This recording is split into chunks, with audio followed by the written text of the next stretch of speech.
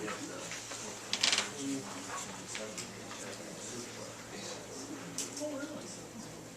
Ricketts, my grandson. Oh, really? Yeah, that was cool. It's easier.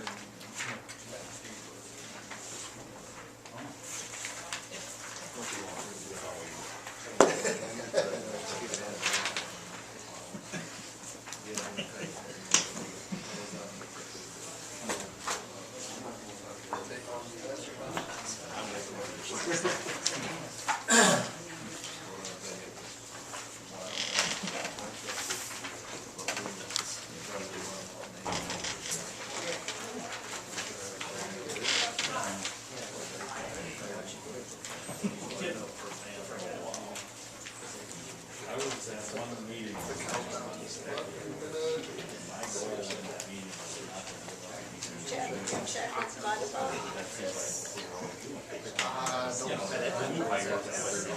nothing. I would think we might want to stay with people we're with. That's the way I always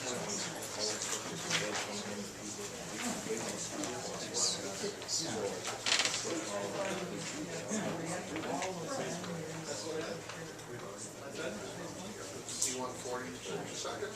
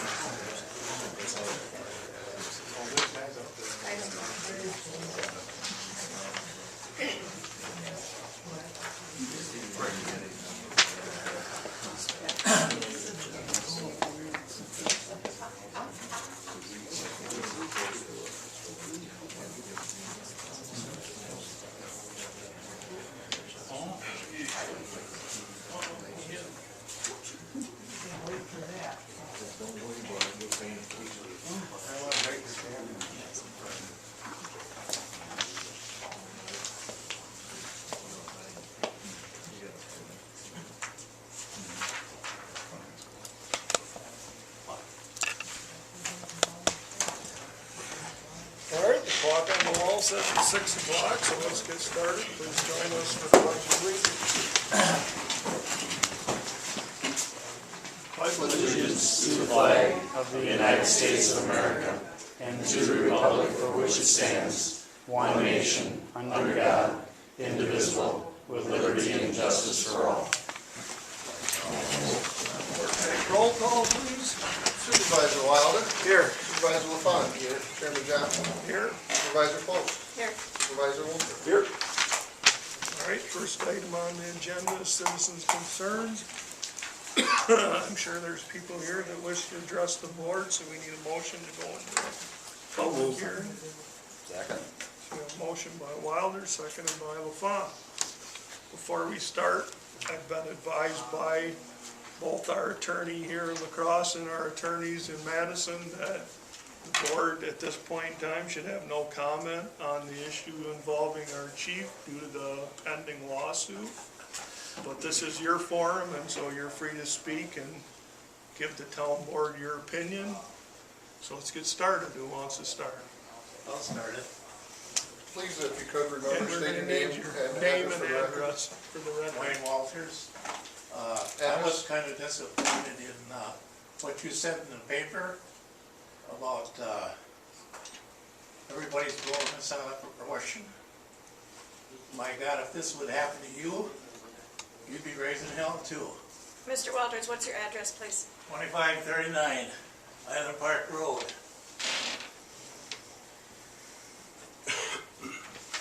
Yes, Should I step up to the microphone? it's up to you if you want to. My name is Hubert Hoffman. I reside at N5449 Skoyak Road on Alaska, Wisconsin, and I currently serve on the county board as supervisor for District 19. As elected and public officials, we sometimes are put in untenable positions, but we accept that when we take the position either on the board or as a public official. So to that extent, I'm here to address some of what I've seen in the paper and on the internet. First, here in the United States, we're still an innocent until proven guilty country, so I'm not here to judge the chief of police, his actions or inactions, your actions or inactions. I'll simply say that from a video that's widely available on the internet and was partially broadcast on WKBT, it appears that your police chief, based solely on his opinion, convicted someone and then took punitive action against that individual. This, in and of itself, goes against the nature of what our country was founded on. And second and more important, when we have agents of the government penalizing individuals based on something they may or may not have said, that goes in the face of our basic freedoms. Now, it should never be accepted for any government employee, but especially officers of the law, to intimidate or otherwise bully any member of society. I've looked, I can't find anywhere in your town of Campbell ordinances where it states that your police chief doles out a punishment upon somebody. That is always left to the courts. Now, second and more important is something that the chief says in that interview at the very end, where he is asked if other individuals in your police department were aware of what he was doing, and his answer was yes. At this point in time, your public has no faith in your police department, and your public has no faith in you as elected officials.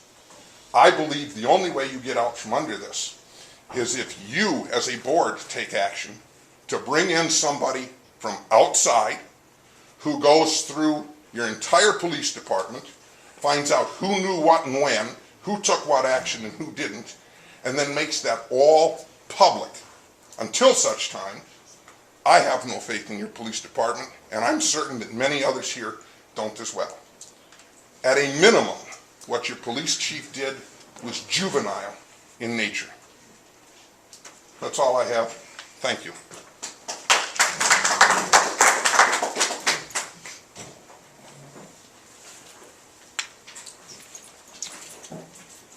Yes.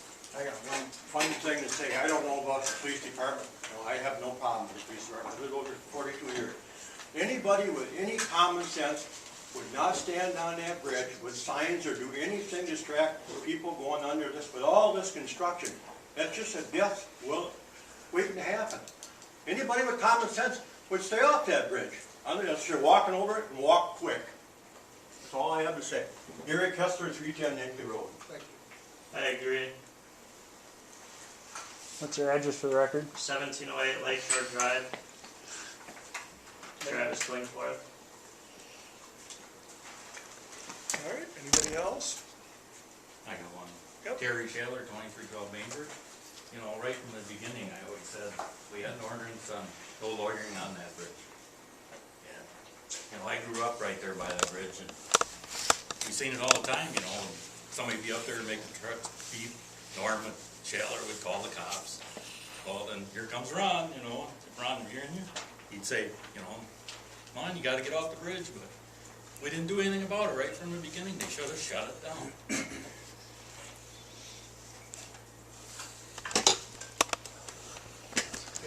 I don't really think it's about the bridge, it's about the behavior of the police department. I agree. There's no way in hell that that guy should be, he should be on a paid leave or something until this is settled. But he should not be serving as your law enforcement over here. My God, if he, who knows, maybe he's taking names in here. We don't know. Anyone else? Just one comment. 2 days to it, and I'm very sure. I believe that if in fact there were death threats, that those should be investigated equally with the investigation of the police chief.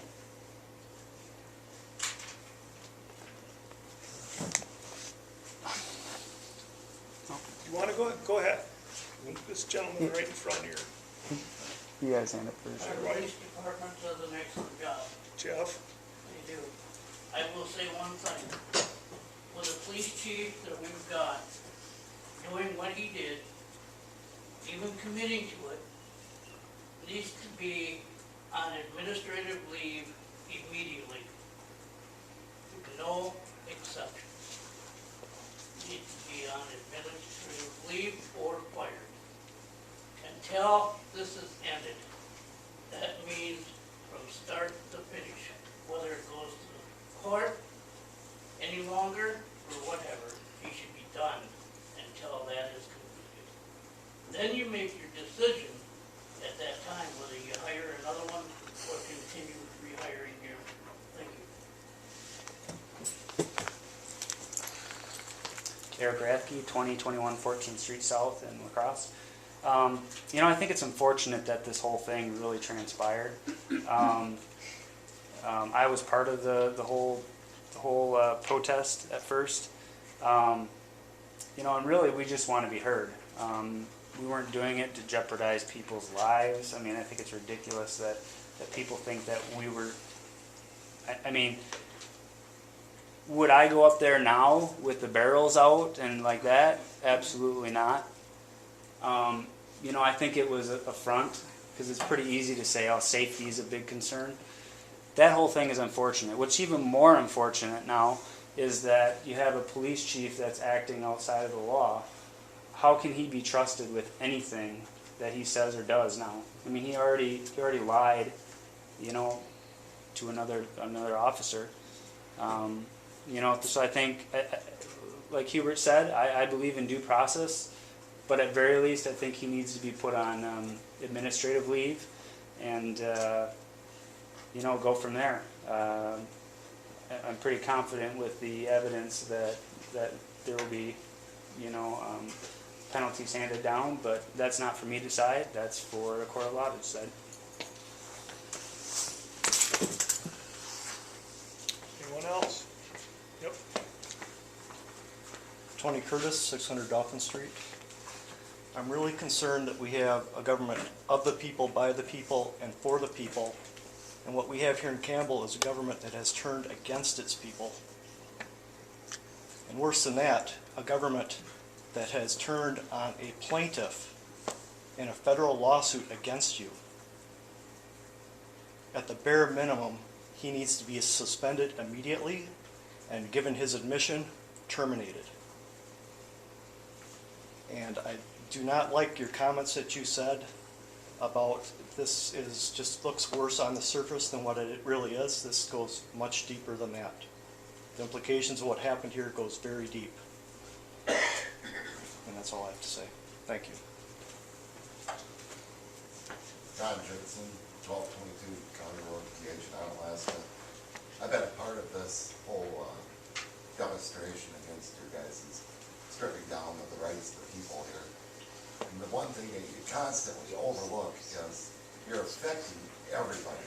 The reason you have people from Minnesota and Wisconsin, all over the United States, it's mentioned in the interview with him, 500 phone calls a day. What that is, guys, is freedom speaking at you.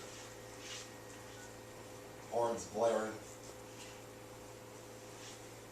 I won't go off his numbers because they're probably incorrect, 50,000 hits on YouTube, I just don't believe that. But you've got a lot of people paying close attention to what you're doing. Now, what you guys need to do, for the older ones sitting here, you need to start thinking about what you said and when you said it, who you said it to, what you stroked on your computer. You've got a police officer that's in a position where he's probably going to lose his job, definitely lost his credibility, implicated another police officer. The thing isn't going to stop there. We pleaded with you guys to put a clamp on this. You don't want to listen. It just gets worse and worse and worse.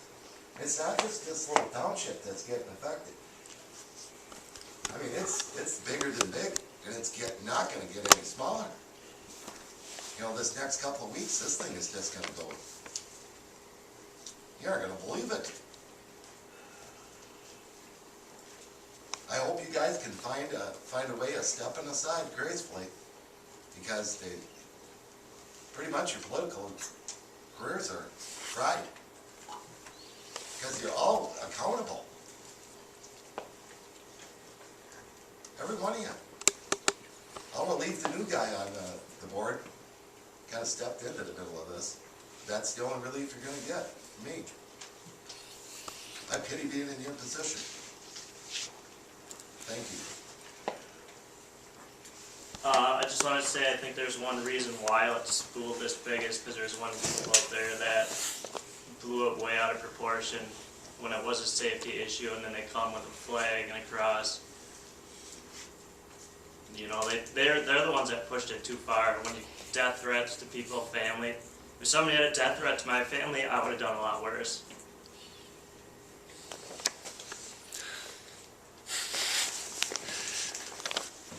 I just want to say, if somebody did perpetrate a death threat, I think they should be investigated and prosecuted. And that's speaking just from someone that was part of that group, because it's wrong. Anything that happened, I highly doubt it was any of us in the local group. This was a national story. Investigate them, just like the chief. I'll add in on that. I agree with what Eric said. We're about freedom of speech, but we're also about the safety of the people. Those kind of comments, I can guarantee you, did not come from our group. We got a tight-knit group, everybody knows everybody. The problem is, when this stuff goes viral, you have no control. Yeah, and who made it go Ms. viral? LaFawn, you mentioned it. I was at a meeting here. The stuff that goes on, it's almost mind-boggling. And you get all kinds of people putting their 2 cents in there, good or bad. It's a shame. I said it. Pitiful, where we're at. It needs to get fixed. Scott, can we change the subject? In a minute. Mr. Quick.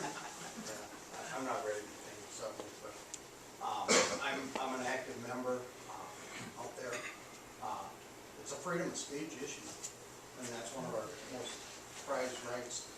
But the worst thing is that the reason we're up there is because of the lawlessness at a higher level in our government. And it shames me that all over the nation these protests are going on, but right here in La Crosse, you guys show the lawlessness that is happening here. At your meeting, I called your police chief a liar, and you didn't respond to my comment. The only thing you tried to do was hush me up because you had control of the mic that day. If someone called that I was having a conversation with, let alone my employee, a liar, I would have some conversation with that individual and want to know what the facts are. But you guys, it's like see no evil, hear no evil, speak no evil. So you guys are part of the problem. And if you don't understand the horn honking up there, that's the people pissed off at their government. And this is a good example of the lawlessness. Death threats. Show me your death threats. Because the men that were up there, they were veterans. We displayed the flag and got tickets for displaying an American flag, several of them. We're paying the price for your incompetence. The police department should, the whole department should be, you know, we're getting double hit. We pay for the county to protect us, and they're not doing a very good job. They didn't see this coming, you know. And then we pay for this corrupt law enforcement agency, you know. And you guys don't even want to deal with it. All over the nation, these things are going on, but the only problem is right here in Podunk town. It's disgusting when our government gets as corrupt as it is. And this is just the tip of the iceberg. Because what I've seen, I've been paying taxes up here all my life. And it's ridiculous. I'm sick of it. In fact, any of you liberals, I'll trade you my house for 5 other ones if you can come up with it. Because I'd like to get out of a corrupt government like this. Like your president, your leader president did. 5-for-1. That's a good trade. Benghazi, that's corrupt. When an ambassador, and you just leave him in the field to get raped? You know? And then you're gonna stand up for your law enforcement that's doing this stuff to us? It's disgusting. It's the worst type of government I've ever seen. It's disgusting. Anybody want to trade me 5-for-1? Meet me outside. I'm done. I still think this was a big safety issue. All these people traveling on that interstate, and it goes down to 0 in seconds. I've just about got one accident trying to get on this interstate. I travel this interstate numerous times during the week, and I'm older, and I drive very sensible. Why couldn't you clowns pick some other place to go? It's freedom of speech. Not there, not there. It's a public sidewalk. It's a public, it's a safety issue. It is. The ambulances are running up and down that interstate all the time. Go someplace else. Read your Constitution. You don't even live over Anyone in that wants to do give you? up their liberties for safety has neither. You know, Find this someplace else to this go is and a do your free thing. speech forum, but it's not one where we argue back and forth. We state our opinion and leave it. I'm not gonna let someone lie. I'm not lying, I'm talking about safety. Somebody could get killed there. You have to move it. And I gotta keep the meeting in order. I don't, you know, I don't take your vengeance out on us. I don't want it going back and forth out Can I there. change the subject? There's been enough, you know, there's been enough of this. I don't know what to say except that I'm extremely disappointed. I can't control the actions of everybody that works here. I'm not here all the time. I get paid $300 a month. I try and do my job in my spare time. And it's tough for me because I can't be responsible for everything that everybody does all the time. What happened is the farthest thing from my mind. I would never, ever even think about something like that. But you backed them up. I didn't. You took one sentence out of context in the paper. That's all. A sentence was out of context, you didn't say was. that? I'm not saying I didn't. I don't even remember when I was talking to the reporter what led up to that. Anybody that has been in this position for any length of time can tell you that many times things are misconstrued of what your intentions are. Okay? Should have backed it up with the So, bullshit Could I have article. a minute, Scott? yeah, Brent. Thank you. For one, I'm Brent Holland from French Island here on the corner of East here.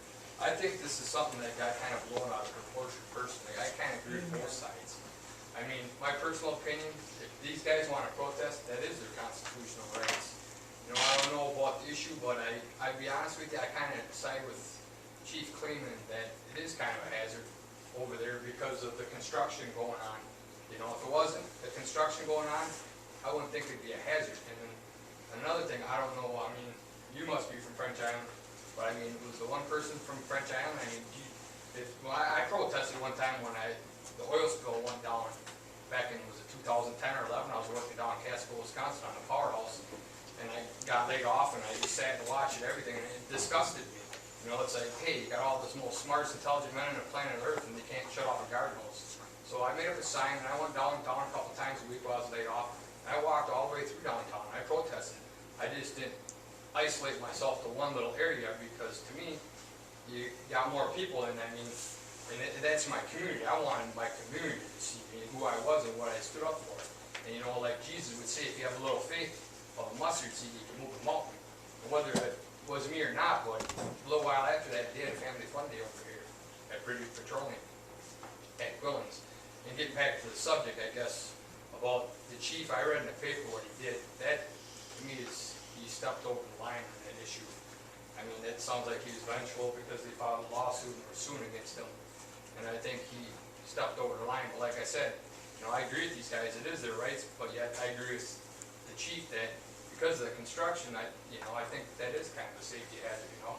If there wasn't going on, because there are turnoffs right there and stuff, I mean, plus if you guys really want to protest, I mean, like, I know I talked to you guys about you want people on the interstate going through, but I mean, if you go downtown, like for the colleges, like I did, or walk around the downtown areas, what I did around ROTC and stuff, you know, you get voices out, so, I just thank you for your time, Scott, that's all I had to say. Thanks, Brent. I just want to add one quick thing. When this ordinance was passed, it was not done temporarily because of the future construction. They passed it, that this was it, that the ordinance was going to be written in stone, and it was not going away. And that's the purpose of the lawsuit.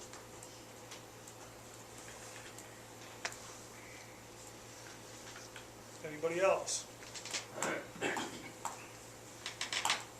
got one question. Is this gentleman, are you from French Island then, or? I'm from French Are you, you lived here for a while, have you, or? just about all my life. Or did you? You go lower then? Yes, I did. Or you graduated? 84. 84-year-old. You said you wanted to do a different subject. Okay, we received a grant for Safe Routes for Children about 3 years ago. Ron's here, he knows. And, I guess, have we done anything with it yet? 'Cause, Yeah, there's a pretty interesting story going on behind that. Oh, okay. Because we were just talking about it too, you know, like Hinkley Road turns into a racetrack. Well, you're not gonna be happy to hear what I have to say. Okay. Tim was in charge of that program, Yeah. and I think there's some things going on at the state level. They basically have said if you haven't started construction by October of this year, that there's not gonna be any funds available, and anything you spent is gonna have to get paid back. As of right now, we're on the hook for $850. It looks like the whole thing's gonna fall apart. So, I don't know who's responsible. You know, we had stuff, we were getting ready to move ahead. It's a consortium project, and nobody is anywhere near ready to the level where they could do anything in October. So, the last I've heard and what I've read in that letter, it's pretty much dead, Okay. so. 850, that was for that, radar. It was something to do with the engineering or consulting fees, I guess. So, Okay. I won't ask again in 6 months then. B? Yeah, P. Felony, 1315 McPherson Street. I wanted to ask you if you heard anything from the zoning board after their meeting in May about the tavern in Bacamy, the River Rat. Are you talking about the deck that they were looking to put on? Is that what? Well, it was that, but that was shut down, but it was for the beer garden on the left, on the north side of it. They didn't know anything about that building because she wasn't supposed to have it closed up, which it is. They, I don't know if they were gonna let you know about it or what. I haven't heard anything about it, B. I got a letter from the county saying that they denied their variance. That's the extent of what I had. It didn't say anything about that. Because the next day, there was a couple of our workers, they just took some boards off from the inside of it, but it's still all closed up. And now, what time are they supposed to close that beer garden? Chad, do you know? I believe it's like 10 or something, or 10:30 or something like that, you know? Because I have a paper But yeah, I think it was something. It's from supposed to be last somewhere. year when they were starting that beer garden. And you told them to be sure and have that closed at 10 o'clock, but it isn't. It's all times. All right, I'll And look they into it. have live music out there, mostly on the weekends, sometimes during the week, and they park where there's no parking signs. That was one of the things I got from the thing from the county, that there were complaints about those two issues, so Yeah, I'll follow up. because you think you're gonna get over it, but it goes on and on and on. All right, thanks. Yes? Chairman Johnson, I sit on the Property Resources and Development Committee at the county. So if you could see fit to include me in the follow-up of that particular issue, I would greatly appreciate it, sir. All right, I'll do that. Jeff? Jeff Pelmy, 1503 Caroline. I want to thank the town for putting up a wood chip pile. I've taken a truckload out of there already, and I've also seen somebody use a good-sized trailer load out of there. When I got my load, I found a pair of glasses, and I formed the office of that. Where the glasses, where I put them, I don't know if they've been claimed or not, but I want to thank the town for that. The other thing I want to comment on, I was at the Plan Commission meeting, and I raised some questions and got some answers, but I was thinking about it too, is that they're looking to do the changes from 20,000 down to 10,000, which will increase a little bit more building space, but the other thing is, a lot of the lots are not 75 feet wide, they're only like 50. So I think they should change that or reconsider that distance, because there's that 25 in there is going to make it a little bit harder for some people to be able to do anything. And the last one I want to approach on, the last meeting, Bob Wolpert was appointed on a job that was actually Dave LaFawn's. And I spoke with Mr. LaFawn, and he said he wasn't aware it was going to come about.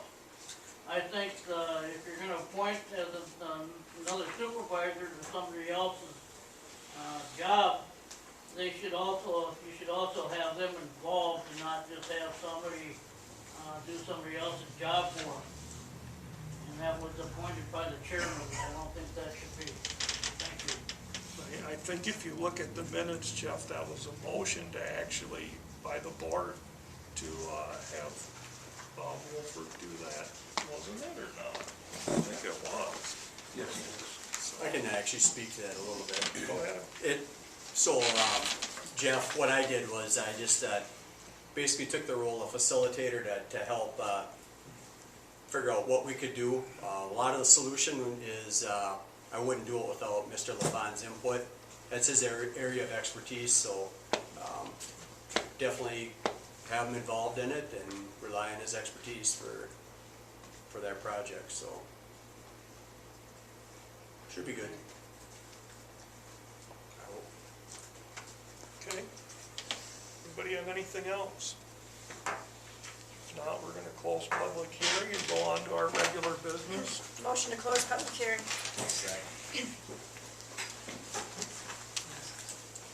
Motion by Post, seconded by Ron.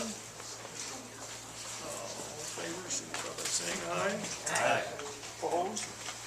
All right, let's move to the consent agenda. We have approval of minutes, Plan Commission meeting recommendations, and